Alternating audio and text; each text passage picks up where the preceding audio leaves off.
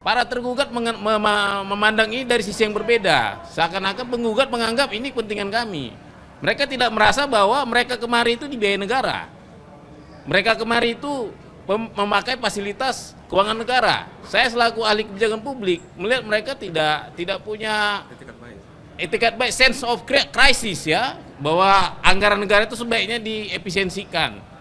Dari tadi saya lihat mereka itu dari kemarin bersidang seakan-akan langsung berpikir, ya tempur aja pembuktian. Tadi juga ngomongnya di sidang, dibuktikan di sidang saja, dibuktikan di sidang saja. Mereka tidak pernah berpikir bahwa negara mengasih jalan mediasi supaya kita itu tercapai jalan tengah. Untuk kawan-kawan media ya, dan supporter nih, banyak supporter di belakang kami nih yang pendukung-pendukung setia yang berjuang dengan gigi, begitu giginya, sehingga mereka selalu hadir dalam persidangan ini. Ya, jadi kami hari ini baru selesai melakukan mediasi perkara 395 ya, di mana kami sebagai penggugat, yaitu prinsipal kami Pak Bonatua Silalari maupun Pak Jenderal Muryono ya, itu sebagai penggugat. Nah, kami hari ini masuk ke dalam proses mediasi yang kedua ya.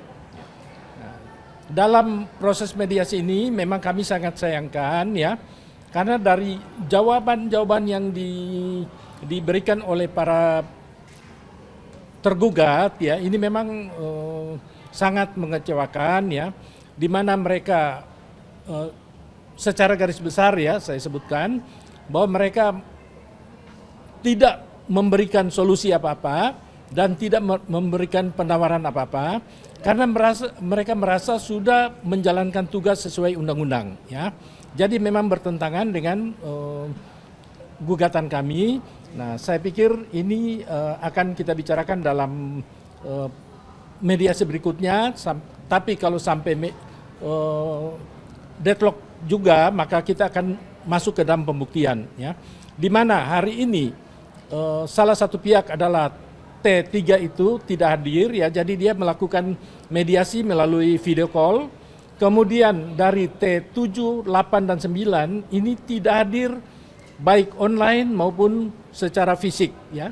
Mereka tidak hadir dan tanpa penjelasan apapun, tanpa alasan apapun ya. Itu kami sangat sayangkan sekali. Jadi mereka sebagai penyelenggara negara itu atau pihak tergugat ini tidak memiliki tanggung jawab ya.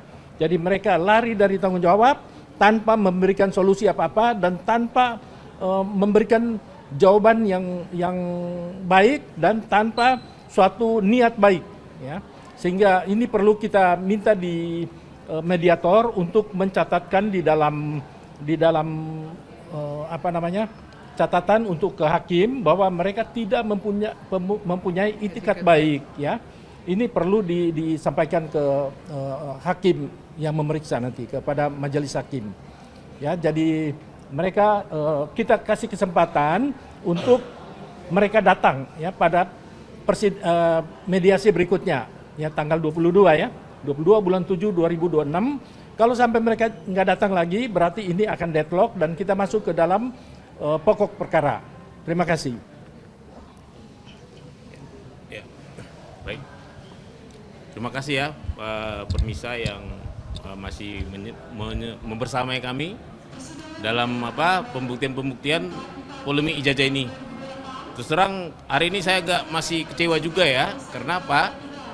Sebenarnya kami para penggugat dari awal juga tidak mau menawarkan mediasi ya. Tapi karena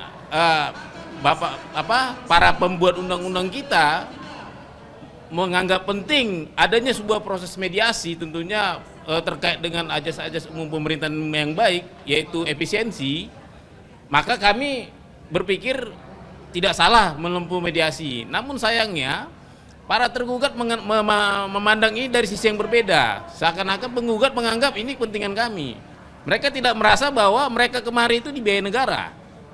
Mereka kemari itu memakai fasilitas keuangan negara. Saya selaku ahli kebijakan publik melihat mereka tidak punya etikat baik, sense of crisis ya, bahwa anggaran negara itu sebaiknya diefisiensikan. Dari tadi saya lihat mereka itu dari kemarin bersidang seakan-akan langsung berpikir ya tempur aja pembuktian. Tadi juga ngomongnya di sidang, dibuktikan di sidang saja, dibuktikan di sidang saja. Mereka tidak pernah berpikir bahwa negara mengasih jalan mediasi supaya kita itu tercapai jalan tengah, sehingga kita bisa menghemat uang negara dalam bersidang. Seperti itu. Jadi saya mohon ya, kita masih ada kesempatan 2 atau 3 kali lagi sampai sebulan ya, kalau nggak salah 2 kali ya, sebulan sorry. Jadi saya harap untuk yang T7 Ibu Profesor Opa selaku Rektor UGM dan Bapak Profesor Naim selaku penandatangan dokumen ijazah terlegalisir dari Bapak Joko Widodo tahun 2005, 2010, 2012 dan 2014 serta Profesor Budi yang menandatangani legalisir ijazah Bapak Joko Widodo tahun 2019, saya mohon hadirlah ya untuk memastikan bahwa kita ini berbicara dengan benar-benar prinsipal, sehingga diskusi kita ini tidak akan berlarut-larut terbentur oleh jawaban lawyer mereka yang serba terbatas, yang saya rasa juga tidak punya kekuasaan untuk menjawab pertanyaan-pertanyaan kita. Begitu saja dari saya.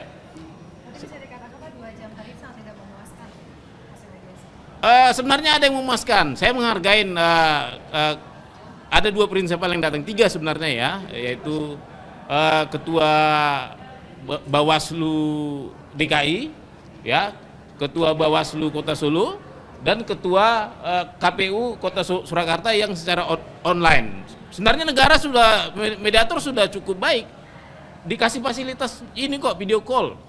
Tapi ternyata yang 3 T7 sampai T9 tidak menggunakan fasilitas itu, sehingga kita bingung mengapa video call pun tidak mau. Kita mempertanyakan niatnya, seperti itulah. Mungkin tadi ada juga Ketua KPU DKI, ya beliau karena memang tadi datang sebentar, ya karena memang ada kegiatan lain, ya jujur kita memang jadwalnya agak mundur. Beliau ada kegiatan lain, kita hargai itu, tapi kita berharap minggu depan juga semua pada datang. Gitu. Bang, tadi kan katanya ada pertanyaan yang nggak bisa dijawab oleh lawyer gitu. Emang pertanyaannya tentang apa sih yang diajukan ke dalam mediasi? Sebenarnya kita mempertanyakan perbuatan mereka, tentang apa benar ini perbuatan yang ini mereka lakukan. Tapi sepertinya jawaban mereka bukan mengarah ke situ, mereka lebih ke defense. Karena memang yang menjawab ini seharusnya prinsipal. Apa benar yang kita, dokumen yang saya kasih ini dia yang tanda tangan, misalnya seperti itu. Mereka tidak jawab itu.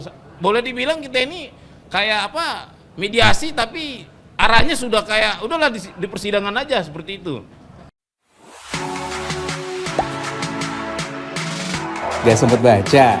Dengerin aja, klik icon text to speech di okezone.com.